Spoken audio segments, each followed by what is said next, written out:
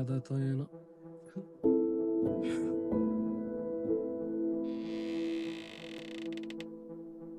ಏನಾಯ್ತು, ಸೀಟ್ ಸಿಕ್ತೇನೋ?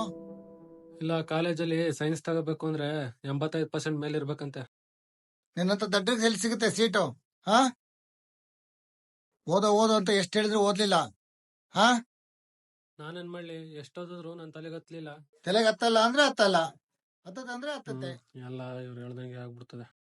ಅವಿರ್ಬೋದ ನಿನ್ ಮಗ ನೋಡು, 90% ತಗೊಂಡಿದ್ದಾನೆ. ನಿನ್ಗೇನ್ ಕಮ್ಮಿ ಮಾಡಿದ್ವಿ ನಾವು? ಹಾ, ನೀನ್ ಕೇಳಿದೆಲ್ಲ ಕೊಡ್ಸ್ಕೊಂಡು ನಾವು ಚೆನ್ನಾಗಿ ಸಾಕಿದ್ವಿ ತಾನೆ. ಇವಾಗ ನಾನೇನ್ ಫೇಲ್ ಏನ್ ಆಗಿಲ್ವಲ್ಲ, ನೀವ್ ಹೇಳ್ತಾ ಇರೋದ್ ನೋಡಿದ್ರೆ ನಾನು ಫೇಲ್ ಆಗಿರೋ ತರನೇ ಇದೆ. ಫೇಲ್ ಅನ್ನೋ ತರ ಏನು? ಫೇಲೇನೆ. 56% ತಗೊಳ್ಳೋದು ನಿನ್ಗೆ ರ್ಯಾಂಕ್ ಲೆಕ್ಕಾಚಾರನಾ?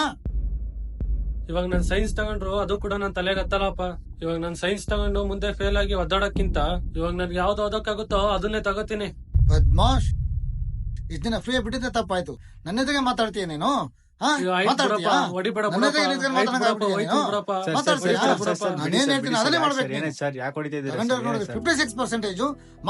96%.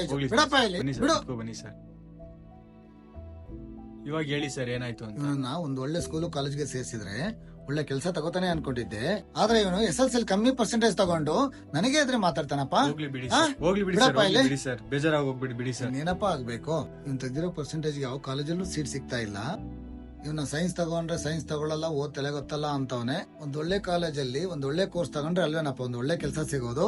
ಖಂಡಿತ ನಿಜ ಸರ್. ಹಾಗಂತ ಅವ್ನಿಗೆ ಇಷ್ಟ ಇಲ್ದಾರ ಸಬ್ಜೆಕ್ಟ್ ಕೊಡ್ಸಿ ಓದಿಸ್ತೀರಾ ಅಂತ ಇಟ್ಕೊಳ್ಳಿ, ಅವಾಗ ಮುಂದೆ ಫೇಲ್ ಆದಾಗ ಅವಾಗ ಏನ್ ಮಾಡ್ತೀರಾ ಸರ್? ನೀವು ಇವನಿಗೆ ಸಪೋರ್ಟ್ ಮಾಡ್ತಾ ಇದ್ದೀರೇನಪ್ಪ? ಹಂಗಲ್ಲ ಸರ್, ನಾನು ನಿಮ್ಗೆ ಕಾಲೇಜ್ ಸಜೆಸ್ಟ್ ಮಾಡ್ತೀನಿ, ಒಂದ್ಸಲಿ ವಿಸಿಟ್ ಮಾಡಿ ನೋಡಿ. ನಮ್ ಚಿಕ್ಕಪ್ಪನ ಮಗ ಅಲ್ಲೇ ಓದಿ ಇವಾಗ ಜರ್ಮನಿಯಲ್ಲಿ ಕೆಲಸ ಮಾಡ್ತಾನೆ. ಅದು ಸ್ಕಿಲ್ ಓರಿಯೆಂಟೆಡ್ ಕೋರ್ಸ್ ಅಂತೆ, ಅದು ಪ್ರಾಕ್ಟಿಕಲ್ ಜಾಸ್ತಿ ಇರುತ್ತೆ. ಅವ್ನು ಹೇಳ್ತಾ ಇದ್ದ ಕಾಲೇಜಲ್ಲಿ 100% ಪ್ಲೇಸ್ಮೆಂಟ್ ಪಕ್ಕ ಅಂತ. ಹೌದಾ? ಹೌದು ಸರ್. ಇವಾಗ್ಲೇ ಹೋಗಿ ಕಾಲೇಜ್ ವಿಸಿಟ್ ಮಾಡೋಣ. ನೀವು ಬರ್ತೀರೇನಪ್ಪ? ಹಾ, ಬರ್ತೀನಿ ಸರ್. ನಡೆಯೋ.